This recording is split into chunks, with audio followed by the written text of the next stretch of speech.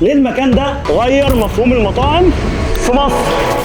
هل عشان عنده اكبر منيو مطاعم في مصر، ولا عشان مركز في كل تفصيله في الخروجه، ولما جات له فرصه يخرج بره الصندوق ما ترددش؟ المكان ده بابلو اند عبده، زي ما قلت لكم عنده منيو ضخم قوي، وانا جربته اكتر من مره وجربت منه حاجات كتير قوي، بس المره دي هجرب حاجات ما جربتهاش قبل كده. نبتدي باول حاجه بقى، بوكس عبده، بيبقى 4 سندوتشات كبده، كفته، سجق، وطبعا سكالانس، ومعاه بطاطس. نبتدي باول واحد الكفته، بسم الله. لا طعمه حلو قوي، تحت الطحينه طماطم وبصل كده وخضره، والكفته لطيفه مع الطحينه، ساندوتش كفته تمام. نخش بقى على السجق حبيب قلبي، انا بعشق السجق الصراحه. يلا بينا بسم الله. سجق شرقي بلدي ولا كلمه، برضو الفكره برضو في البصل والطماطم صايعين قوي قوي قوي، طعمها حلو قوي. خش بقى على الكبده، يلا بينا بسم الله. فلفل حلو قوي مع الطحينه. عايز اقول لكم بقى، بص انت ممكن تجرب حاجات كتير من عندهم، ممكن الذوق يختلف، بس اللي عمره ما هيختلف مش هتلاقي فيه اختلاف،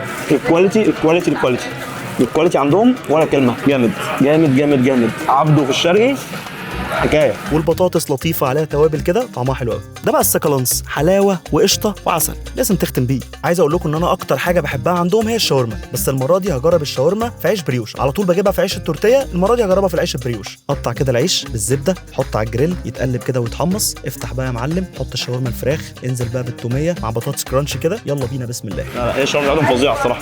والعيش البريوش ده لو انتوا عارفينه، بص هو ايه، فلوفي خالص كده، تمام قوي. تحس ان هو ايه، ضخم كده، بس معاه اول قطمه هوب كل حاجه بتحسها الصراحه. لا شاورما فراخ في عيش بريوش تحفه.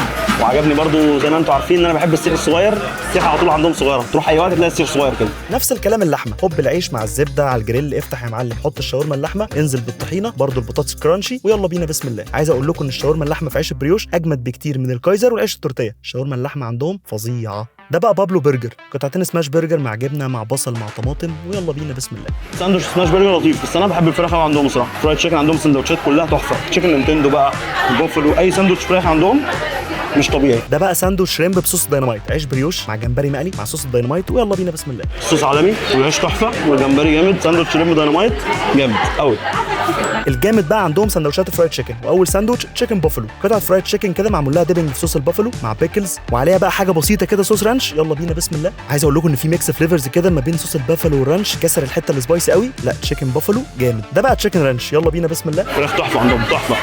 والله زي ما قلت لكم والله الفراخ عندهم مش طبيعيه، قطعه فرايد تشيكن حلوه قوي نظيفه، البريدنج بتاعها حلو قوي مع صوص الرانش الجامد، ساندوتش تشيكن رانش ولا كلمه. طلبت الفطيره المحببه الى قلبي والسيجنتشر بالنسبه لي، فطيره سجق مع ميكس تشيز كده مع خضار، ويلا بينا بسم الله. زي ما قلت لكم في الاول بالظبط لحد اخر الفيديو، اي حاجه هتاكلها من عندهم الكواليتي ولا كلمه. سجق حلو قوي بلدي كده كده، خضار ميكس تشيز كده، كواليتي عالي قوي في الجبنه، ده الصراحه فطيره سجق زي ما قال الكتاب. ولو عايز تحلي بقى عندهم حاجه اسمها جيم بوي، عباره عن عيش بريوش وبينزل عليه بالايس كريم فانيلا، هوب بيعملها سبريد كده وبينزل عليها بقى بتشوكلت ولوتس وبندق، وانزل عليها بقى بولة ايس كريم وكل يا معلم. تفتكر ان الاوبشنز الكتيره دي في الاكل بس؟ لا، ده عندهم ايس كريم عادي وسوفت ايس كريم وانواع عصاير مختلفه، وكمان عندهم ايس درينكس بتتعمل في الكان الصايع ده. عايز اقول لكم ان بقى في حاجه مشتركه من الحاجات الجديده اللي انا جربتها النهارده والحاجات اللي جربتها قبل كده، هي الكواليتي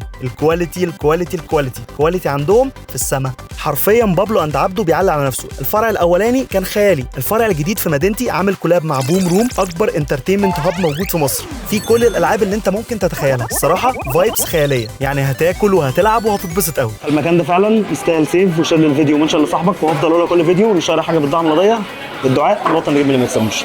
سلام.